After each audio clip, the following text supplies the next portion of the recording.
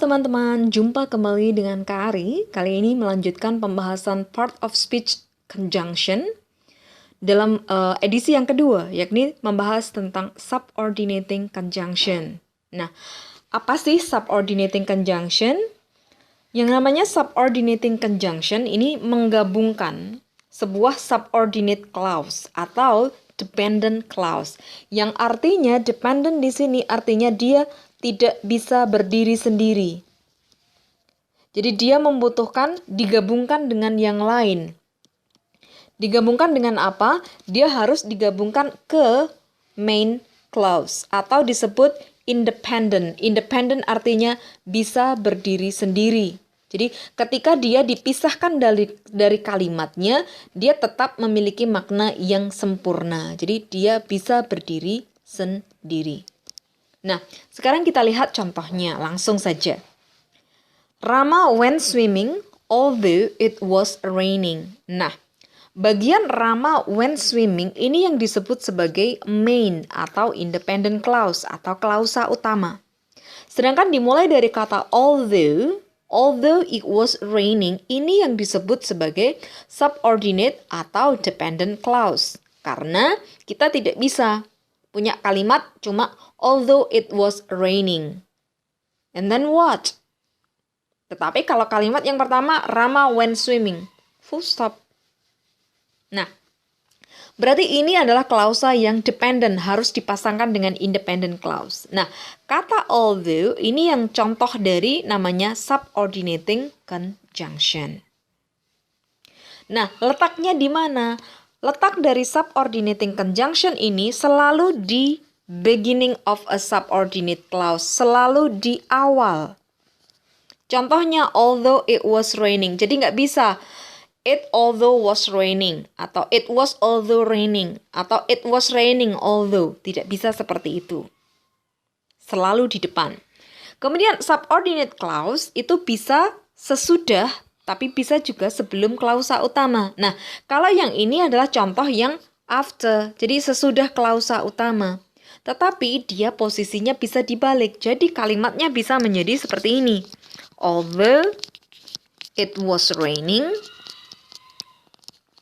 Kemudian sesudah ini dikasih koma, tanda baca koma harus ada.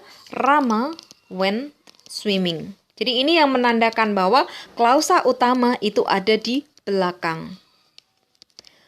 Arti antara Rama went swimming although it was raining sama yang although it was raining Rama went swimming ini sama saja. Jadi cuma tentang di mana meletakkan subordinate clause-nya, di depan atau di belakang.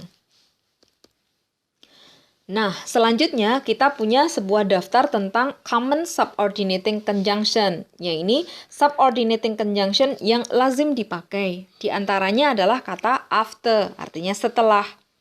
Although, meskipun. As saja ini sebetulnya artinya banyak ya. Mungkin mengenal as artinya sebagai, ini dalam konteks yang lain. Tetapi as a conjunction, dia bisa berarti sebagai saat, bisa juga karena. As if ini seolah-olah, kemudian as long as ini artinya asalkan, as though ini sama, seolah-olah, as if sama as though sama, kemudian because ini karena, before ini sebelum, even if sekalipun, kemudian ada even though artinya meskipun, sama ya. Jadi kita punya although, kita punya even though, dan masih ada lagi nanti di belakang di sini kita punya kata though. Jadi tiga-tiganya artinya adalah meskipun, sama aja. Oke, kemudian kita ada kata if, artinya jika. If only, seandainya. In order to, ini bisa untuk atau supaya. Kemudian once, dalam konteks yang lain artinya satu kali, tetapi ini bisa diartikan sebagai segera, sesudah. Rather than, ini daripada. Since, sejak atau karena. So that, artinya supaya atau sehingga. Kemudian then, ini daripada. That, ini bahwa, jadi bukan demonstratif. Bukan itu ya, tapi bahwa. Kemudian tadi though, kemudian till ini sampai, sama dengan until ini juga sampai. Unless artinya jika tidak. When ketika, whenever kapan saja. Where di mana, whereas sedangkan mengkontraskan ya. Kemudian wherever itu di mana saja. Kemudian yang terakhir ada kata while. Ini bisa artinya sambil, bisa juga artinya meskipun. Nah, ada beberapa hal yang perlu kita catat. Di sini kita punya beberapa kata yang artinya karena. Yang pertama, grup 1 adalah because, since, as, dan for. Jadi ini kesamaannya artinya adalah karena. Grup kedua ada because of dan due to. Ini juga artinya karena. Namun ada perbedaan dalam penggunaannya. Misalnya, the flight was cancelled because the weather was bad. Nah, sekarang kita akan membandingkan dengan contoh yang kedua. The flight was cancelled because of bad weather. Nah, sekarang kita akan analisis kalimat ini ya. Jadi, kalau kita lihat pola kalimatnya, bagian yang di awal ini sama. The flight was cancelled. Jadi ini klausa utamanya. Kemudian ada kata because. Di sini because diikuti oleh subject dan predicate ya, was bad. Ini predicate. Was ini difungsikan sebagai linking verb. Verbnya. Sedangkan di bagian yang kedua, the flight was cancelled because of bad weather. Bad weather ini merupakan noun phrase. Jadi, untuk kalimat yang pertama ini bisa kata because digantikan dengan kata since, bisa juga digantikan dengan as, bisa juga digantikan dengan kata for. Jadi, secara jelasnya, keempat kata ini selalu diikuti oleh sebuah clause, independent clause, yang terdiri dari subject dan verb. Sedangkan because of sama due to ini tidak diikuti oleh klausa, tetapi dia diikuti oleh noun phrase. Oke, jelas bedanya ya. Selanjutnya, kita punya namanya although, even though, sama though. Nah, semua ini artinya kan meskipun. Jadi, although, even though, meskipun. Kemudian di bawah ini juga sama, despite sama in spite of ini juga artinya meskipun. Nah, seperti halnya contoh yang di atas tadi. Jadi, grup yang pertama ini harus diikuti oleh klausa, subject dan verb. Misalnya, although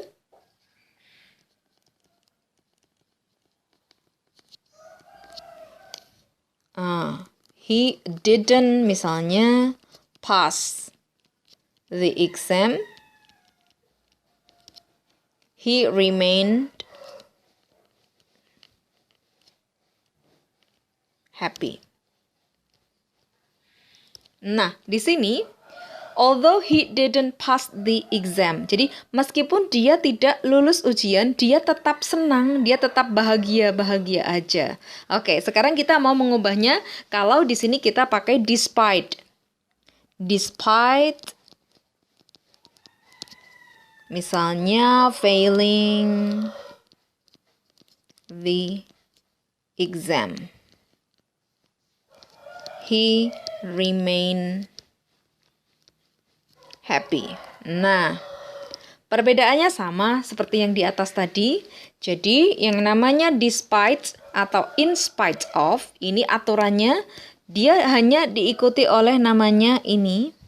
Ini tergolong sebagai namanya noun phrase. Jadi, ini failing, ini bukan verb, tetapi dia adalah gerund yang berfungsi sebagai noun.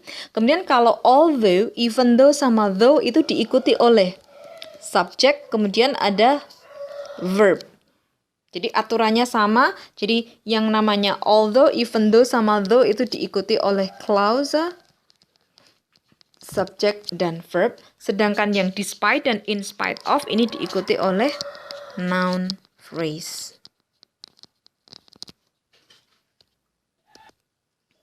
Baik, untuk penentuan arti dari sebuah kata itu tergantung bagaimana konteks kata itu digunakan. Ya, oke. Yang pertama as. Tadi kita tahu bahwa kata as ini punya beberapa arti. As ini bisa artinya sebagai, kemudian juga artinya karena, atau bisa juga artinya adalah saat atau ketika. Nah, dalam kalimat ini as punya arti yang mana? As Sherry blew out the candles atop her birthday cake, dia caught her hair on fire. Berarti rambutnya ini terbakar. Berarti di sini nggak mungkin karena sebagai atau karena ya. Tetapi di sini artinya as adalah ketika. Ketika Sherry meniup dia rambutnya terbakar gitu ya. Oke. At first it seems as though nothing was happening. Pertama-tama nampaknya as though artinya adalah seolah-olah tidak ada yang terjadi. Because he loved acting. Oke, di sini because jelas sekali artinya karena. Karena dia mencintai acting, dia menolak untuk menyerah pada mimpinya. You can't live happily as long as. Jadi di sini as long as artinya asalkan. Kemudian she didn't get the job. Dia tidak mendapatkan pekerjaan even though, meskipun dia punya semua kualifikasi yang dibutuhkan. Mereka berharap bahwa their missing dog, anjing mereka yang hilang akan pulang lagi. Di sini artinya adalah bahwa, bukan itu ya. Kalau itu kan demonstratif, contohnya that dog. Ini artinya adalah anjing itu. Jadi beda, ini namanya demonstratif.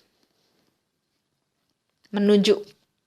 Kemudian though tadi artinya adalah meskipun. Jadi kalimatnya artinya meskipun saya tidak begitu menyukai film, saya pikir musiknya itu begitu indah. When the doorbell rang. Nah, ini when bukan tentang kapan, tetapi di sini artinya adalah ketika. Ketika pintu berbunyi, bel pintu berbunyi, anjing saya menggonggong dengan keras. Sarah mulai bersin.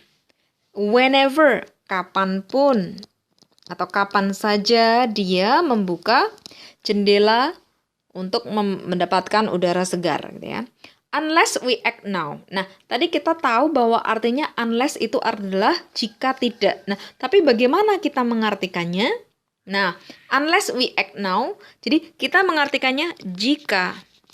Kemudian we dulu, jika ... tidak. Berarti di sini jika kita tidak bertindak sekarang, all is lost. Semua akan hilang.